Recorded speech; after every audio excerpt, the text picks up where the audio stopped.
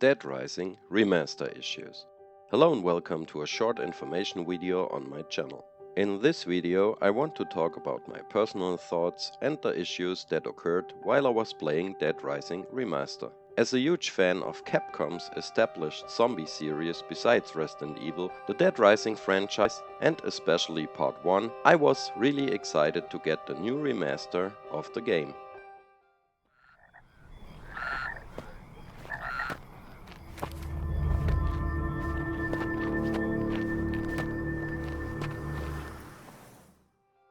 I think there are a lot more gamers interested in this game, and I want to warn them what can possibly happen while just seeking for a good time. Consider that nothing of my issues need to happen to you while you're playing. My first fault was not checking the game well enough before purchasing. Normally I check some reviews on Steam where the community and the consumers write more or less infos about titles and maybe justify why you should get it or not, and which issues may occur. Due to the fact that Dead Rising Remaster is not available in German online stores, I missed the opportunity to just read some infos on the mighty World Wide Web. If I had done this, I would have prevented myself from the upcoming disappointments. But first things first, this is for the German customers. The game is not allowed to get bought in Germany due to its laws and the current index regulations still in force for Part 1.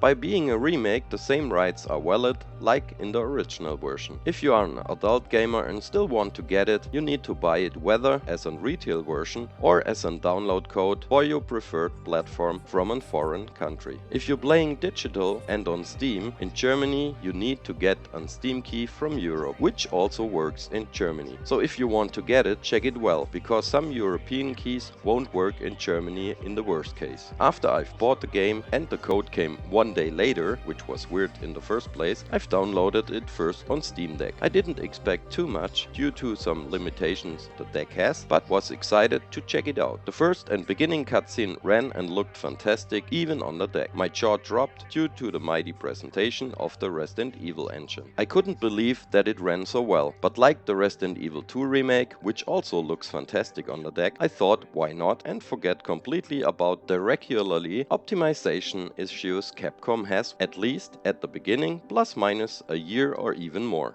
The cutscene was over and the in-game helicopter flight started, where the player need to take some photos of the incidents as Frank West, the main protagonist. Then, while trying to shoot the first photo, the deck completely crashed. This happened twice and I could never make it out of this scene to have a look on the full game on the deck. I immediately uninstalled the game. This was some weird experience if you think about that a lot other and even more impressive games run well optimized on the deck, which I've tested earlier. I didn't thought about why Resident Evil 2 Remaster ran so great and this game doesn't a lot, and proceeded to test it on PC. After finishing the first cutscene, which already looked great on the deck and of course even better on the PC, the trouble started again. I had several sound bugs in the next cutscene. Keep in mind that all my drivers were up to date and no other games had these troubleshootings alike. After setting foot on the wall roof and talking to the first NPCs, I've entered the real game. Yes, the graphics are good and the textures look great, but the animations are clunky as hell and really outdated. The collision query isn't that good either, and there are clipping mistakes and sometimes massive pop-ups. This is by far not the best looking or complex game to demand these troubles in general. While playing and really want to enjoy it, besides the problems, I had a few more troubles and even a hard crash, where the whole system collapsed for sake just once. I started to read on the internet about the issues and I've witnessed that I'm by far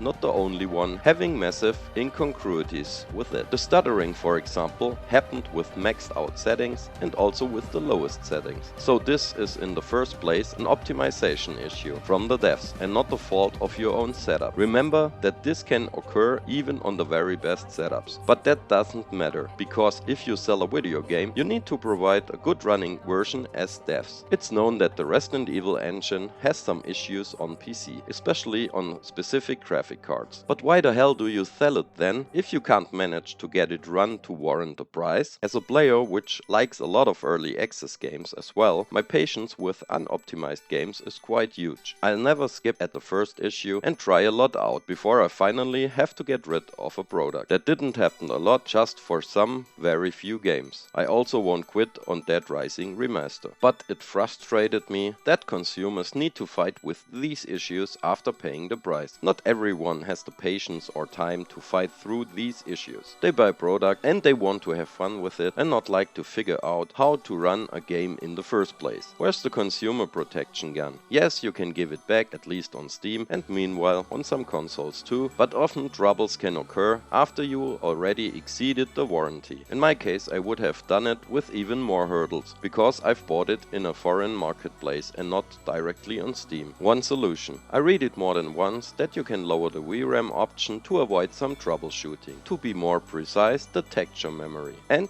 it actually worked for some issues. But come on, do I really need to lower my settings? Even my memory is not fully occupied at all, because you Capcom can't optimize a game at all? Others wrote that you need to put the shadows on medium. Not on low, not on high or ultra, but medium, to prevent some issues. What the heck is that? This have not to be on all systems and platforms, but especially on PC. So why does Capcom, or should I say Crapcom, need to publish these many sites of troubleshooting fixes instead of doing their job and fix it before releasing? Of course I will complete the game at least once, as back in the day, but damn, I've wanted to play the hell out of it, cause I really love the franchise and especially the first part. I hope for more updates and fixes to get my experience better, but I know it from other Capcom titles that this can take a while. So keep in mind, if you're going to buy that title, that these issues can occur you or not. There's no warranty how good or bad your playthrough will be, but playing Russian roulette and hoping for the best is not my preferred kind of enjoyment. Also consider that the remaster itself, even without the issues, isn't by far the best you can get except of optical improvements. The effort Capcom put in this is comprehensible. If you want good remasters, then you better get Resident Evil 2 Remaster or The Last of Us Remaster. Both games are fantastic, but had also some troubles for a lot of users at the start. I wanted Dead Rising Remaster to be great as a fan, but my excitement is already tarnished a bit. This is just an information with my experience with it, and I really hope yours will be better. Read some tests before, check your specs, and think about possible